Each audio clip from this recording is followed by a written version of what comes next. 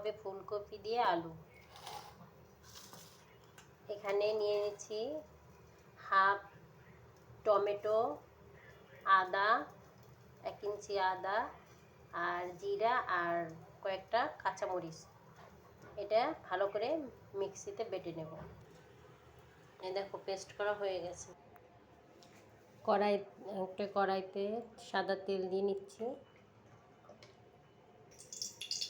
এবার কড়াইতে ফুলকপি দিয়ে দেব ভাজার জন্য, ফুলকপি আর আলু।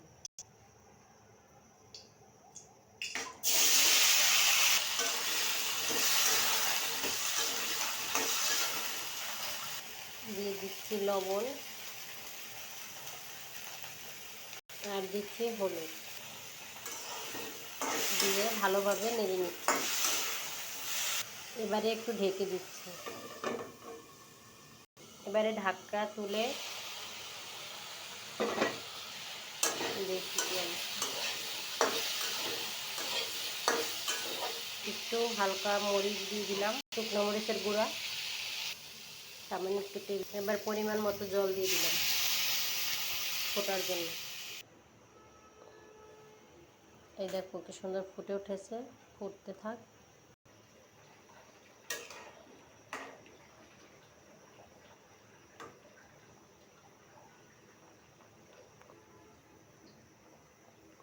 সিদ্ধ হয়ে গেছে ফুলকপি, আলু। আর একটু সময় ফোটার পরে এবারে ফোড়ন দিয়ে নেব।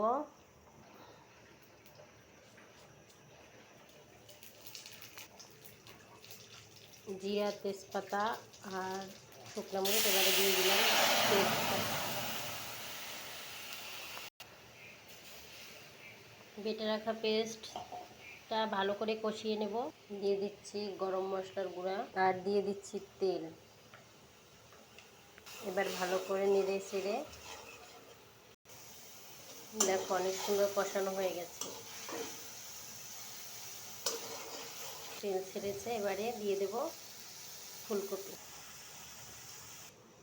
দেখো এবার একটু ঢাকা দিয়ে দেব।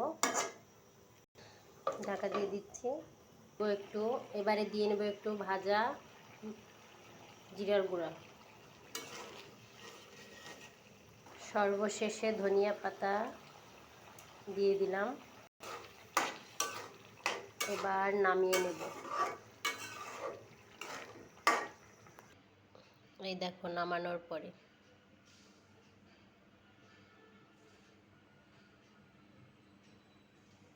এভাবে রান্না করে খেয়ে দেখো, অনেক মজা লাগবে। খুব ভালো হয়েছে রান্নাটা এবং টেস্টও অনেক সুন্দর আসছে। আমি খেয়ে নিয়েছি, একটু টেস্ট করে দেখেছি, খেয়ে